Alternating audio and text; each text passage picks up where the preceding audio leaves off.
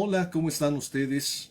Muy buenas noches, noches de este lunes 4 de enero del 2021. Ya estamos iniciando un año, un nuevo año en el calendario que, bueno, se viene difícil, lo sabemos. De todas maneras, hemos pasado ya el 2020, quienes seguimos vivos, tenemos que seguir en la pelea con carácter fuerte, con visión de futuro, visión crítica. Y bueno, también lamentar desafortunadamente todas las vidas que se han perdido, sobre todo por la negligencia y el mal manejo de la pandemia que ha tenido el gobierno de López Obrador. Ya lo saben, este es el programa de licantropía, porque tenemos que analizar al hombre que se convierte en lobo para otros hombres, para otros seres humanos. Este es un programa de periodismo, de opinión, de análisis, de crítica, en donde desmenuzamos algunas de las noticias más importantes de los últimos días, de la última semana. Se nos atravesó, por supuesto, se nos atravesaron las fiestas decembrinas, por eso salimos hasta el día de hoy. Pero me da mucho gusto de verdad, contar nuevamente con su presencia y, sobre todo, saber que estamos vivos, que están vivos, que siguen ahí, que seguimos aquí. Y hay que hacerlo de forma inteligente y de forma crítica. Si hay una cosa que nos enseñó el 2020, mis queridos amigos, es el carácter efímero y frágil de la existencia humana. Quiero repetirlo. Si hay algo que nos enseñó el 2020, es el carácter efímero y frágil de la existencia humana. Por eso hay que vivirla con mucha pasión. Hay que vivirla con intensidad, con inteligencia y con criterio. Ese es un gran mensaje que debemos tomar en consideración para este inicio de año. Vivamos la vida con intensidad, porque se va muy fácilmente. El 2020 es una gran lección de existencialismo, de filosofía de la vida. La vida se va pronto, cuando menos nos lo imaginamos. Por eso hay que vivirla con intensidad. Por eso no hay que permitir que la estupidez, no hay que permitir que el miedo se desborde y nos conquiste, nos domine, nos aplaste. Pues bien, esto es Licantropía, el primer programa de este 2021. Les deseo de todo corazón que todo vaya bien. Esperemos que ya no haya pérdidas que lamentar, aunque sabemos que este deseo se va a ver un poco frustrado, pero en la medida de lo posible vamos a cuidarnos para que la vida siga fluyendo. Pues bien, en esta ocasión vamos a ver 6 temas. Se los digo rápido. Las vacunas contra el COVID, que no son un milagro, son producto de un trabajo científico. La vacunación contra el COVID en México o la negligencia criminal de la Cuarta Transformación Mental. El megapagón y la ineptocracia del gobierno morenista. Las nuevas crisis económicas y financieras de las viejas universidades públicas. El asilo político que ofreció hoy mismo el presidente a Julian Assange, y finalmente la aprobación del aborto en Argentina, que es obviamente un nuevo triunfo de la falocracia. Empezamos con el primer tema, las vacunas contra el COVID. Fíjense ustedes, seguramente todos estamos enterados de que alrededor un poquito antes de la fiesta de Navidad, del 24 de diciembre, ya algunos países habían comenzado la vacunación contra el COVID-19. Nosotros la empezamos el 24, 25. Pero es importante, a mí este tema les voy a decir por qué me gusta mucho.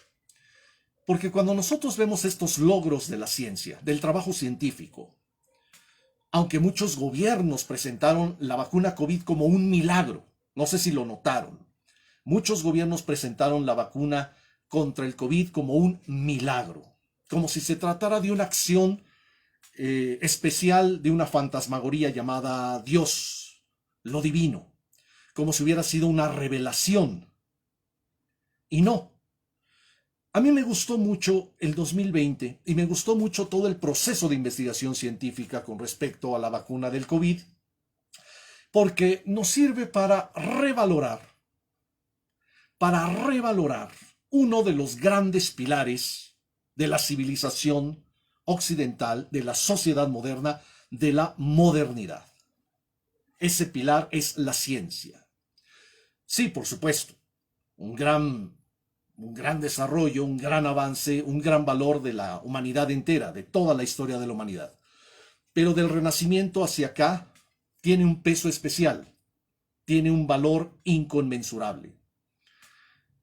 La ciencia es uno de los grandes pilares de la sociedad moderna, junto con la democracia, el libre mercado o el capitalismo y la laicidad. A mí me gustó mucho, si hay algo que me gustó del 2020 es ver a miles de científicos de múltiples partes del mundo, de múltiples países, de varias universidades, de varios laboratorios, de varias empresas, dedicadas y abocadas a la investigación científica, la dura, la más dura, la que tiene que ver con la química, con la biología, con la medicina. Siempre ahí vamos a encontrar grandes ejemplos, parangones de lo que es la ciencia dura. Y vale la pena mucho, vale la pena demasiado recuperar esta idea de la ciencia en un mundo donde desafortunadamente nos tenemos que estar tragando una cantidad de estupideces y de mitologías solo porque son la ideología de moda, la ideología en boga, lo políticamente correcto. Si hay una cosa que nos demuestra la ciencia, es que el cosmos, la realidad, la naturaleza tienen una estructura objetiva, una configuración objetiva, y que nosotros, a través de la inteligencia, a través de la experimentación, a través del método científico, podemos arrancarle a la naturaleza esos secretos, a objeto de poder explicar por qué pasan las cosas y a partir de estas explicaciones poder pronosticar y poder sacar provecho de la ciencia. Ya muy bien lo dijo Bertrand Russell. La ciencia tiene 3 funciones fundamentales: describir, explicar y pronosticar. También lo dijo Sagan, Hitchens, Dawkins, muchísimas mentes brillantes. La ciencia tiene que describir, explicar y pronosticar. Y la explicación es un razonamiento causal, que llega a ser tan duro que todos los seres humanos se vencen ante él. No es algo que me guste o no me guste, es algo demostrativo, De tal suerte que cuando la ciencia avanza, la ciencia es capaz de arrebatarle a la naturaleza y a la realidad sus secretos, también puede utilizar las explicaciones, las relaciones causales, en beneficio de la humanidad. Esos son las vacunas.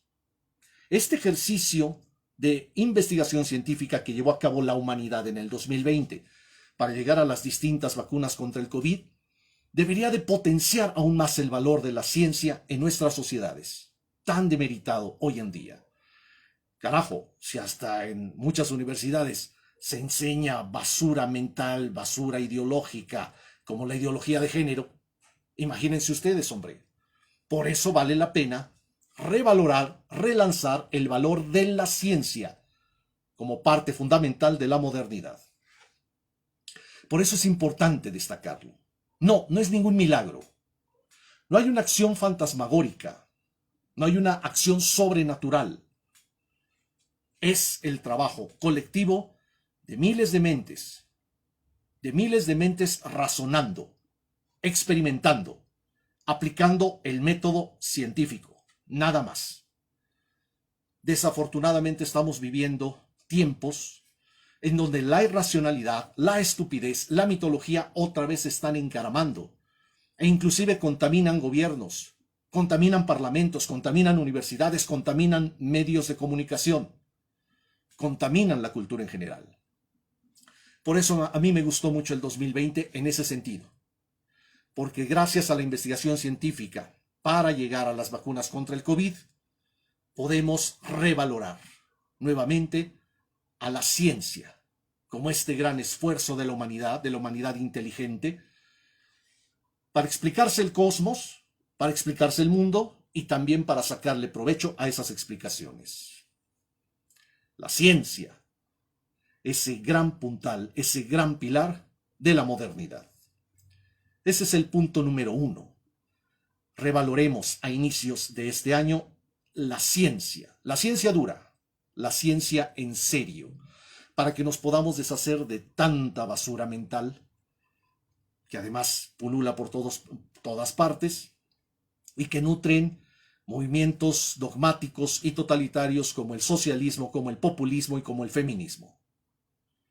Si desarrolláramos aún más la inteligencia, si buscáramos continuamente el desarrollo de la racionalidad científica, no aceptaríamos tanta vulgaridad. No la aceptaríamos. El punto número 2 tiene que ver con la vacunación ya, el proceso de vacunación en México, que ya sabemos, por supuesto, que lleva el sello de la casa, la ineptocracia de la cuarta trastornación mental. Caos, confusión, improvisación, tonterías. La negligencia criminal de los gobiernos cuando no hacen correctamente su trabajo. Y eso conlleva una responsabilidad política y moral, y también debería llegar al ámbito penal. Lo vimos primero, ya saben, un gran argüende, una gran fiesta para recibir unas cuantas vacunas, después otras vacunas más y el caos, la desorganización, largas filas, tiempos perdidos. Por supuesto, se trata de un gobierno que mal administra la cosa pública, que no sabe cómo organizarse bien para el plan de vacunación. Lo seguimos viendo incluso hoy en día. Caos, improvisación, inclusive ya aglomeraciones peligrosas. Ya empieza a haber conatos de bronca, influyentismo, no se nos olvide. Ya se empezaron a dar casos de influyentismo para que algunos que en este momento no deben recibir la vacuna la reciban. Eso obviamente es mala organización, es ineptitud, es corrupción. En un gobierno que se la pasa hablando de anticorrupción. Negligencia criminal, por supuesto. ¿Por qué? Porque todo el cuerpo de servidores públicos en el ámbito de la salud están en riesgo permanente. Están en riesgo permanente. Y resulta que el presidente ni siquiera tiene una idea de cuántos mexicanos, enfermeras, médicos, camilleros, etcétera, se encuentran en riesgo. Él está hablando de 750,000 trabajadores de la salud e inmediatamente salen los sindicatos a decirle, a ver, momento, nada más los del IMSS y los de la Secretaría de Salud son 1,000,000. Le está fallando la cuenta al presidente. No tiene ni siquiera certeza de cuántos mexicanos están en la primera línea de batalla contra el COVID. Fíjense ustedes qué patético. Sí, claro, todas las mañaneras les aplaude. Ah, son los héroes de México. ¡Wow! Se dan medallitas, diplomitas, plaquitas, bonos económicos. Y ni siquiera sabe cuántos mexicanos están en la primera línea de batalla contra el COVID. Ese es el presidente de México. Ni siquiera tiene datos certeros. Sí, ya sabemos que él siempre tiene otros datos. Pero los datos duros no los tiene. Hablan demasiado. Deberían de hablar menos, con datos más certeros. Pero no solo eso. Miren, no solo eso. Si hay una cosa que ha molestado mucho a los mexicanos, a cualquier persona pensante, es el nivel de mentecatez, de insensatez, de imbecilidad al que ha llegado este gobierno. Y está a la vista de todos, ¿eh? Está a la vista de todos. Recordarán ustedes que la semana pasada, 3 días seguidos, el presidente dijo que no había problema para que las empresas privadas importaran y vendieran vacunas contra el COVID. Él lo dijo. Pero resulta que su subsecretario estrellita, Hugo López-Gatell, ya sabemos que es este lacayo ensoberbecido porque se siente protegido por la mano del amo, una semana antes había dicho todo lo contrario. Una semana antes. Y todavía dice López Obrador, bueno, yo no me explico por qué las empresas privadas no están haciendo gestiones para traer las vacunas. Pues porque tu subsecretario López-Gatell dijo claramente el 18 de diciembre que eso no se iba a permitir. Es decir, fíjense ustedes por favor, ¿Cómo no existe siquiera comunicación y coordinación entre el presidente de la República y el subsecretario López-Gatell? Insisto, hace una semana el presidente dijo 3 días seguidos, 3, que no había inconveniente alguno para que se introdujeran vacunas por parte del sector privado. Ustedes recordarán incluso que yo también, la anterior entrega de Licantropía, yo dije que eso era una verdadera estupidez, que el gobierno centralizara toda la labor de vacunación contra COVID. Yo dije que inclusive un gobierno liberal debería permitir la participación del sector privado y la participación de los estados de la República, porque somos un pacto federal. Si hay una cosa que tienen los pensadores liberales es desconcentrar el poder, descentralizar el poder. Yo decía en la anterior entrega de Licantropía que un gobierno auténticamente liberal tenía que descentralizar y permitir la participación de estados y del sector privado. Bueno, el presidente lo reconoció la semana pasada, pero déjenme decirles, déjenme por favor leerles, tengo las palabras exactas, en la conferencia vespertina del 18 de diciembre. Si quieren, no me hagan caso, compruébenlo por ustedes mismos. Estamos hablando del 18 de diciembre, está la versión estenográfica en la página de la Presidencia de la República. Yo todo lo que afirmo lo compruebo. Estamos llevando a cabo una honra al pensamiento científico, a la demostración, a la comprobación, y aquí lo vamos a demostrar. En su sesión, en su conferencia de prensa vespertina del 18 de diciembre, Hugo López-Gatell dijo estas palabras, y lo cito: la vacuna contra el COVID-19 no estará a la venta en nuestro país. Solo el gobierno de México podrá adquirirla, distribuirla y aplicarla de forma universal y gratuita para toda la población. Fin de la cita. Palabras exactas de López-Gatell el 18 de diciembre. Compruébenlo ustedes, por favor. Y no solo eso, también dijo lo siguiente: la vacuna contra COVID-19 será gratuita desde la primera hasta la última fase de aplicación. Nadie en el sector privado puede venderla. Sería un fraude si alguien quiere cobrarla. Compruébenlo ustedes mismos. López-Gatell, 18 de diciembre, la vacuna no se va a vender, solo el gobierno la va a adquirir, distribuir y aplicar. Una semana después, el presidente dice que no hay obstáculo para que las empresas privadas participen en la compra, distribución y aplicación de las vacunas. Carajo, ¿qué clase de gobierno mentecato es este? ¿Qué clase de gobierno tenemos? Para una cosa tan delicada, porque están muriendo y muriendo mexicanos, el subsecretario Lacayo y su amo no se ponen de acuerdo. Fácil de comprobar. Es solo documentarse, leer, seleccionar. Ese es el gobierno que tenemos. Un gobierno con una negligencia criminal. Es la ineptocracia de la cuarta transformación, de la cuarta trastornación mental. Y bueno, ahí están las consecuencias. ¿Dónde está el plan racional para distribuir a lo largo de todo el territorio nacional la vacuna contra el COVID a lo largo de los siguientes meses, si ni entre ellos se ponen de acuerdo? No existe un plan maestro para la distribución y aplicación de la vacuna, de las vacunas. Me complace, por supuesto, que el amo de Palacio Nacional, el Nerón de Palacio Nacional, haya rectificado y haya reconvenido a su lacayo maestro, a su lacayo epidemiólogo. Que bueno, ahora hay que abrir las puertas de forma amplia para que la iniciativa privada venda, distribuya, adquiera esas vacunas. Quizá se lleguen incluso a acuerdos para que se pueda producir aquí. Al menos en el caso de AstraZeneca, donde Slim metió bastante dinerito. Los grandes empresarios tienen grandes ganancias.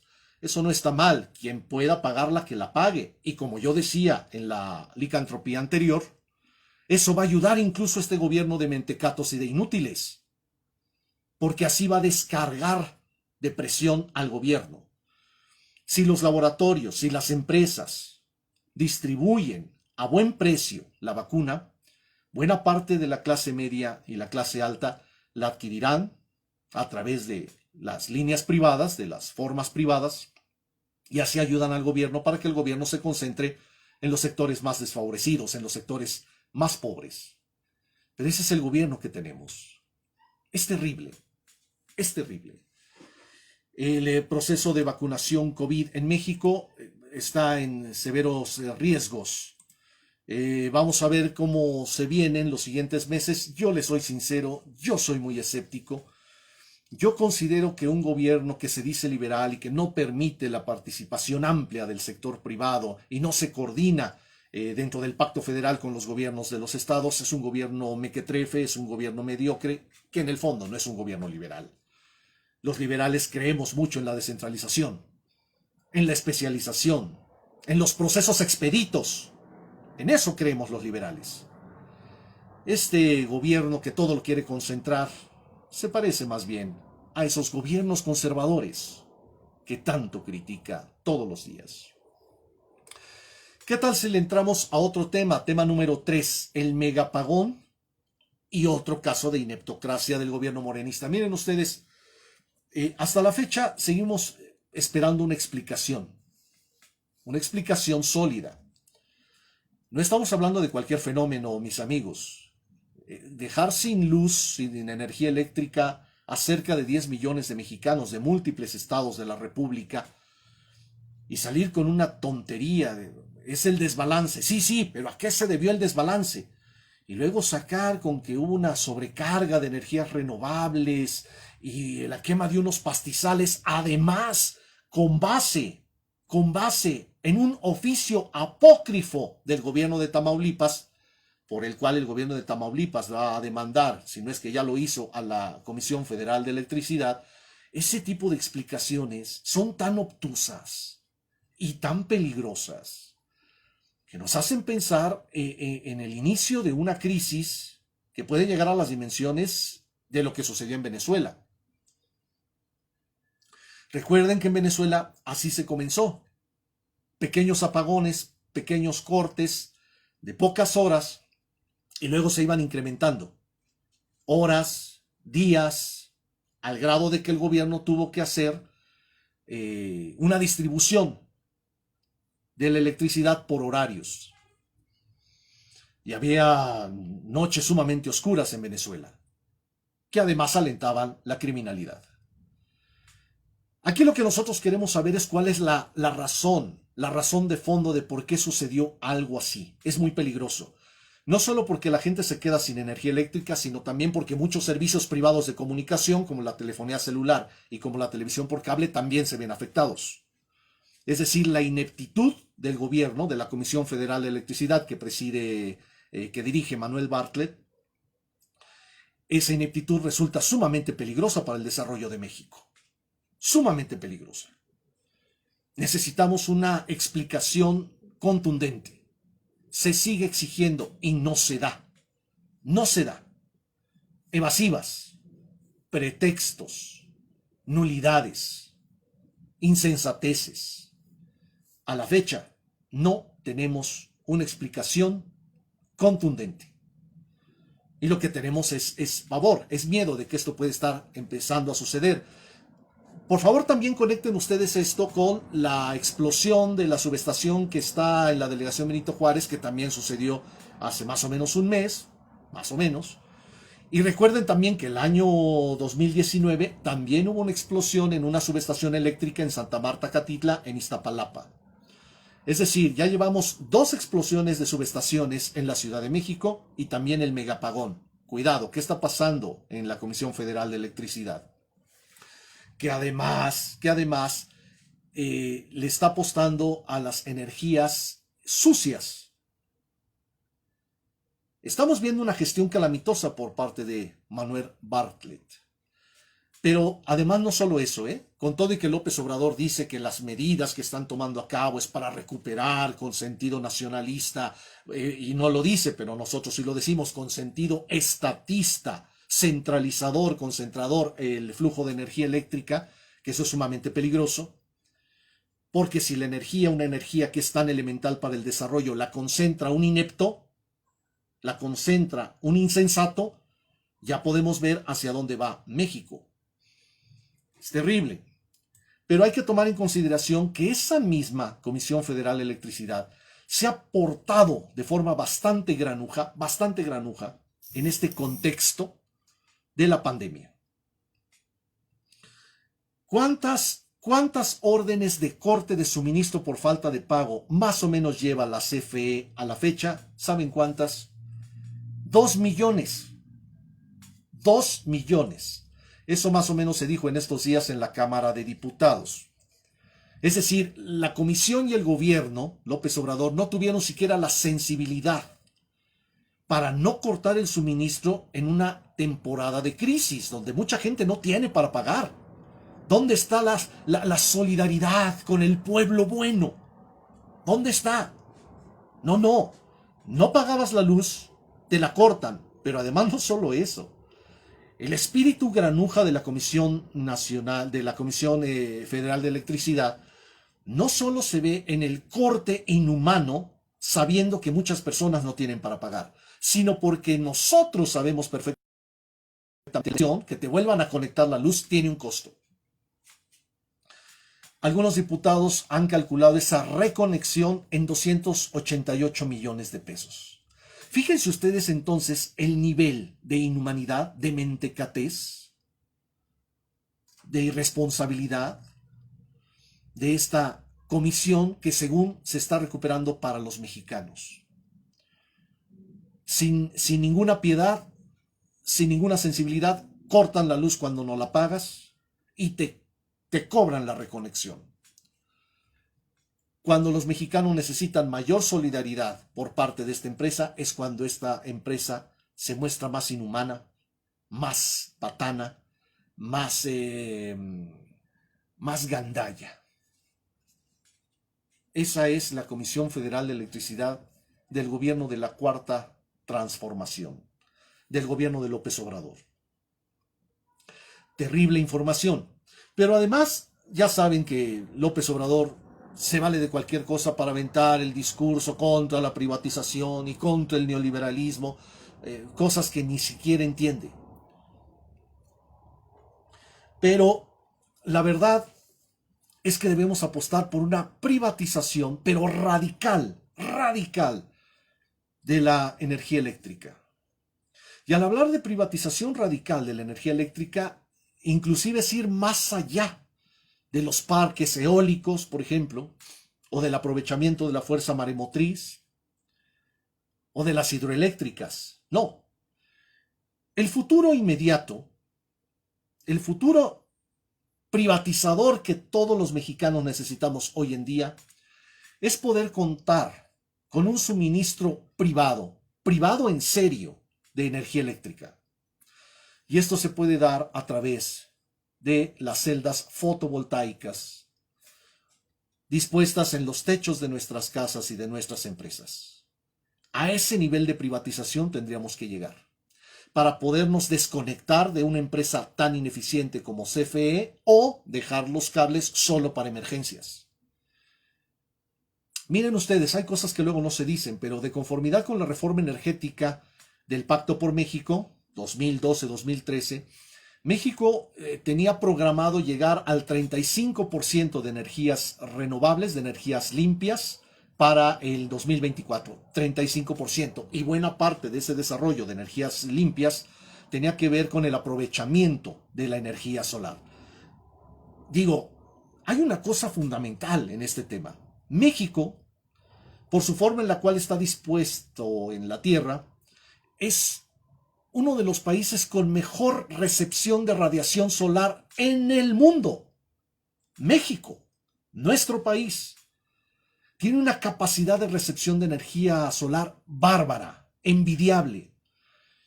¿Y qué es lo que tenemos? Tenemos un gobierno de ineptos, que lo único que quiere es apostar por las gasolinas, por el carbón, por el combustóleo.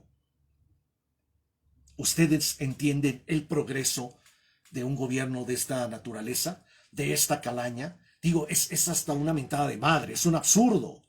Teniendo nosotros una gran capacidad de recepción de energía solar y que el gobierno esté apostando por energías del pasado. Y claro, hay que seguirlo diciendo, tenemos que llegar a un nivel de privatización, pero en serio, a nivel de casas, a nivel de empresas en este país. El futuro en buena medida es solar, es fotovoltaico. ¿Para qué nos sirven los techos de nuestras casas? ¿Para qué nos sirven los techos de nuestras empresas? ¿Para qué? Muchas ocasiones absolutamente para nada. Para poner los muebles viejos, algunos ladrillos, el tanque del gas.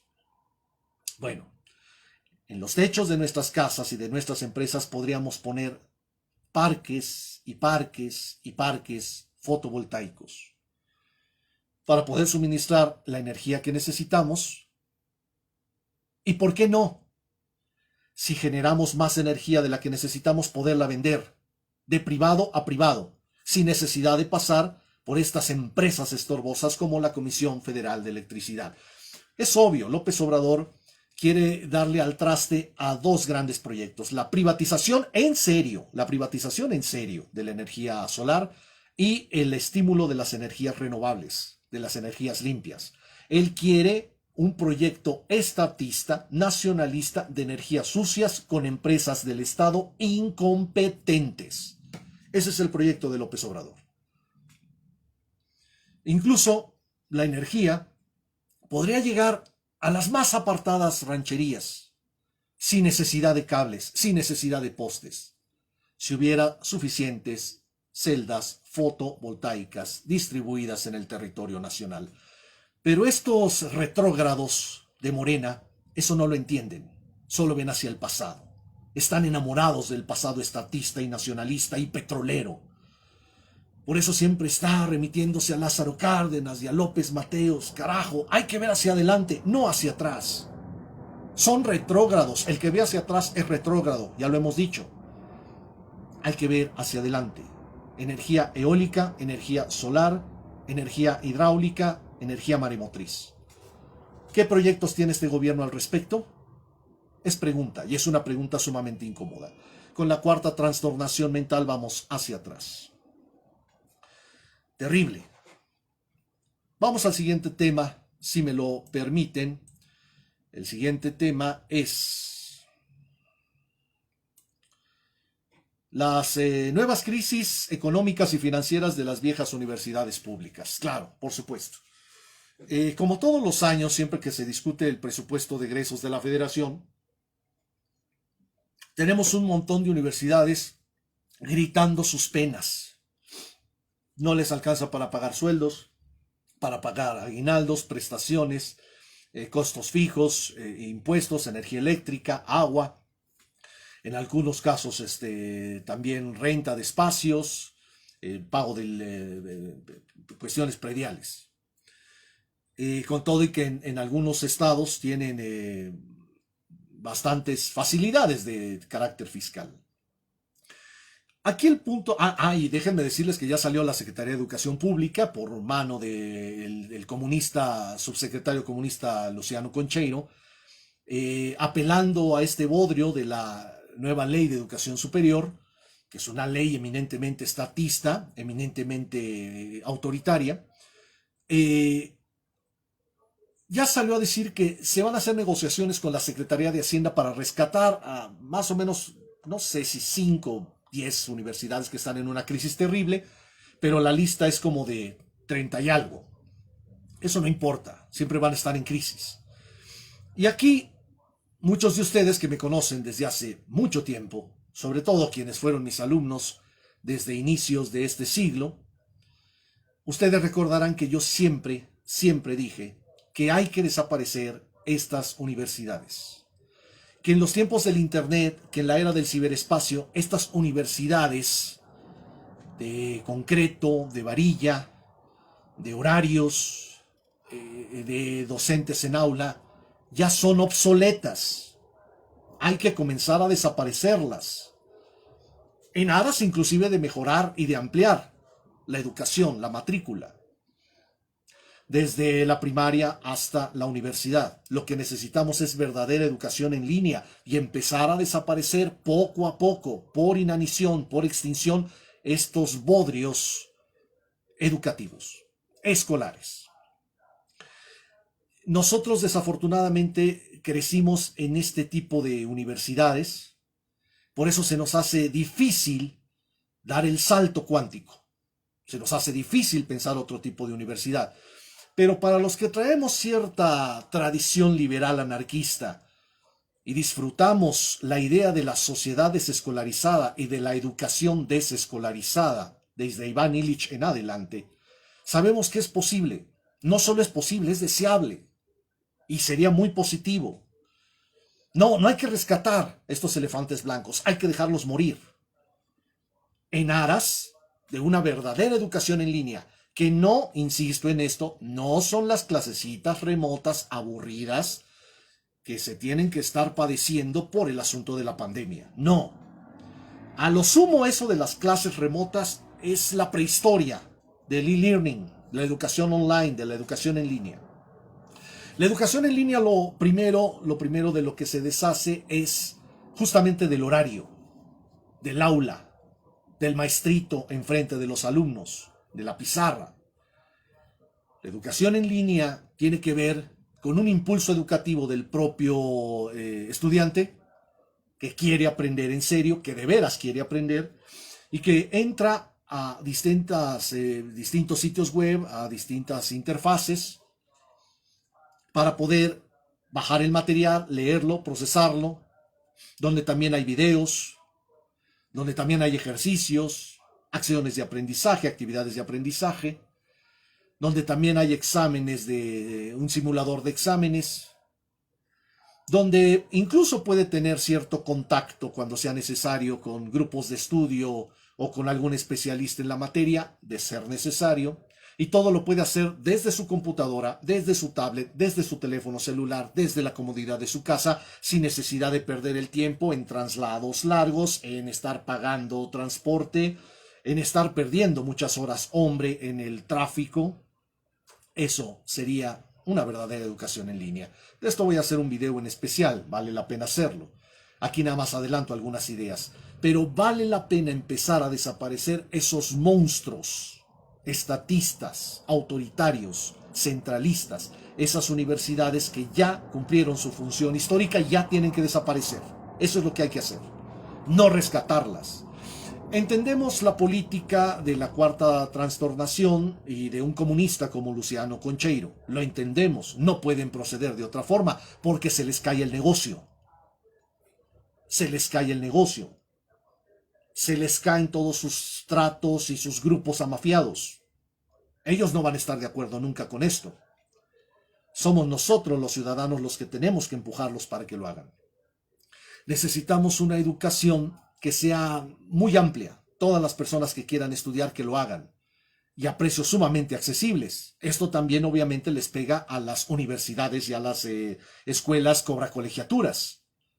También muchas de esas tendrían que quebrar. Empresas privadas de educación.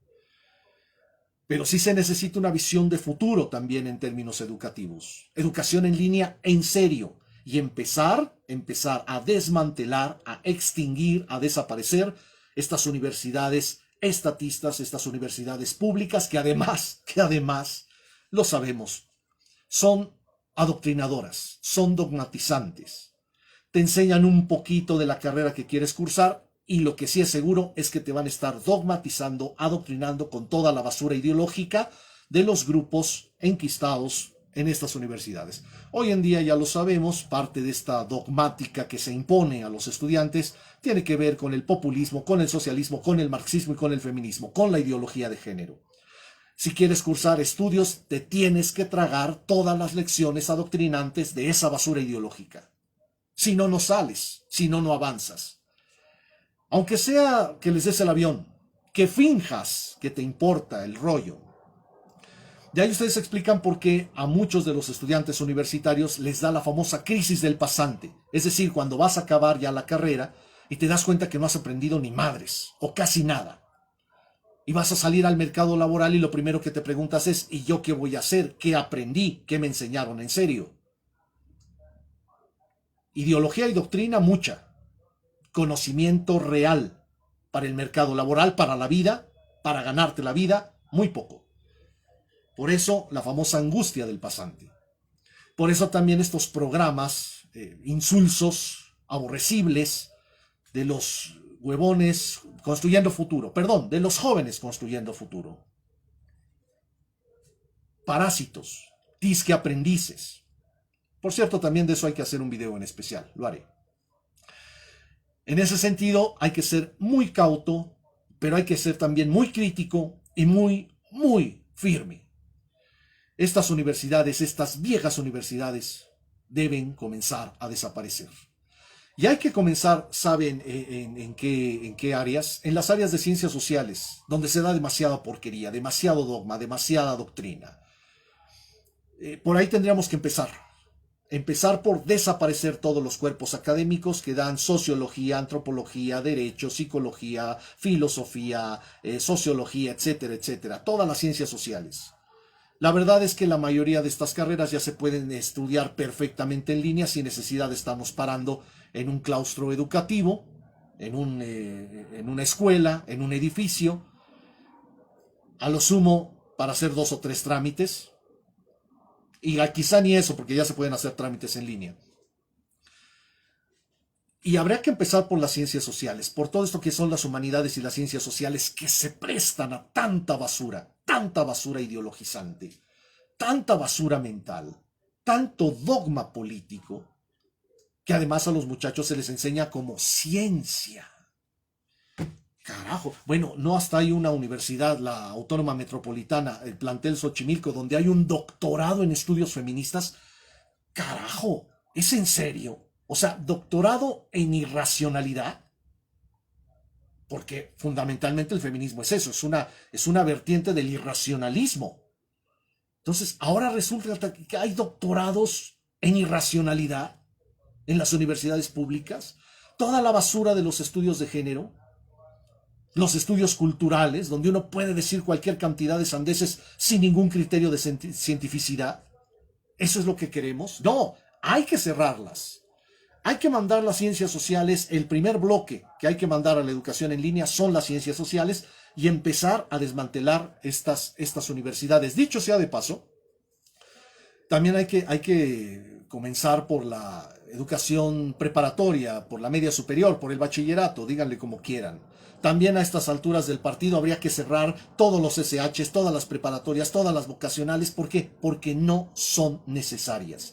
Por supuesto, hay que darlas de baja cumpliendo con los requisitos legales, especialmente en cuanto se refiere a los trabajadores. Hay que darlos de baja pagando lo que determina la ley. Sin duda. Pero ya, se extingue la materia de trabajo. Hasta luego, adiós, a ganarse la vida de otra forma. Necesitamos una verdadera educación en línea. No necesitamos rescatar elefantes blancos. Menos con este sentido comunistoide y estatista que tienen personajes como el subsecretario de Educación Superior, Luciano Concheiro. ¿Se entiende? Está al servicio de López Obrador. Siguiente punto. Punto número 5. Asilo político a Julian Assange. Justamente hoy, en la mañanera de este día, el presidente López Obrador, ya saben, que también vive de ocurrencias que le generen algo de fama pública, que le pongan el reflector. Y entonces se le ocurrió decir una insensatez. Al menos eso parece. Como el Reino Unido no aceptó extraditar a Julian Assange a los Estados Unidos, donde obviamente se le quiere juzgar por asuntos de espionaje y atentados a la seguridad nacional, por haber dado a conocer, por haber hecho públicos muchos documentos clasificados del gobierno de Estados Unidos, se le ocurre a López Obrador, fíjense ustedes, ofrecerle asilo político a Julian Assange en México, al lado de los Estados Unidos. Además, con lo que va a ser un presidente demócrata. A ver, nadie le pasa una tarjetita a López Obrador, al presidente. Marcelo Ebrard está contando vacunas y no le da pormenores al presidente, o fue una fumada, una ocurrencia de la mañanera de hoy. A ver, nadie le ha dicho a López Obrador, o él no ha leído, que entre los grandes afectados de las filtraciones de Julian Assange está justamente el Partido Demócrata al cual pertenece Joe Biden. Nadie se lo dijo. Nadie le dijo a López Obrador que entre los documentos que se filtraron del gobierno de Estados Unidos hay varios del gobierno de Barack Obama y en especial de su secretaria Hillary Clinton, que tienen que ver con la famosa primavera árabe, que a estas alturas ya sabemos que más que ser un movimiento popular, espontáneo, fue un movimiento dirigido desde las altas esferas del poder, algunas de ellas en los Estados Unidos. Nadie le ha dicho eso a López Obrador o no lo ha leído. Entonces, ¿de qué va ese ofrecimiento torpe? ¿De qué va? Darle asilo político a uno de los grandes filtradores de información que afectarían al Partido Demócrata al cual pertenece el presidente Joe Biden, el próximo presidente Joe Biden, y que obviamente sigue rodeado de la misma cúpula democrática del Partido Demócrata, perdón. Ahí sigue Hillary Clinton, ahí sigue Bill Clinton, ahí sigue Barack Obama, ahí siguen muchos de los personajes que serían muy afectados, que han sido muy afectados por las filtraciones de Julian Assange. ¿De qué se trata? Habrá que preguntarle al presidente de qué se trata. Si fue una ocurrencia más para llamar la atención, para hacerse el gran humanista, o simple y llanamente está queriendo darle una zancadilla al gobierno de Biden. ¿Como a guisa de qué? Un lance muy torpe, sin duda. Un lance muy torpe, que ya está generando críticas y resquemores de ambos lados de la frontera. Habrá que pedirle al canciller Marcelo Ebrard que haga mejor su trabajo, porque no podemos tener un presidente tan ignorante de la geopolítica tomando esa clase de decisiones. No podemos. Finalmente, punto número 6. La aprobación del aborto en Argentina, que obviamente es un nuevo triunfo de la falocracia. Miren ustedes, si hay una cosa que a mí me daba una risa espectacular cuando yo veía las escenas de de estos colectivos histéricos del pañuelito verde, cantando de que el feminismo va a vencer y que el patriarcado va a caer y shalala, ¿no? Y llorando y abrazándose. Dije, bueno, ¿es en serio esto? ¿Es en serio? O sea, ¿de qué forma va a caer el sistema? Porque acuérdense que es toda una retahíla de términos, ¿no? El sistema machista, misógino, patriarcal, androcéntrico, falocrático y bla, bla, bla, bla, la monserga feminista de siempre. ¿Cómo es que va a caer si la legalización del aborto en Argentina, independientemente de que me guste o no, porque ustedes saben que yo soy un neomalthusiano, y a mí sí me parece terrible el nivel de población que tenemos en América Latina, en todo el mundo, en el tercer mundo en general. Me da miedo, me da miedo. Nosotros en América Latina todavía tenemos ese pésimo hábito, el famoso hábito de la paridera, tener hijos a lo pendejo, a lo bruto, de forma irracional, de forma irresponsable, poco inteligente o nada inteligente. La paridera, la reproducción irresponsable de seres humanos. Todavía lo padecemos de forma terrible, terrible, igual que África. Bueno, desde ese punto de vista a lo mejor a mí me puede caer bien la medida, aunque sabemos, incluso los neomalthusianos, los liberales, que eso no basta. Eso no basta para frenar la violencia, para frenar el hambre, para frenar la pobreza. Eso no basta, es solo un aspecto.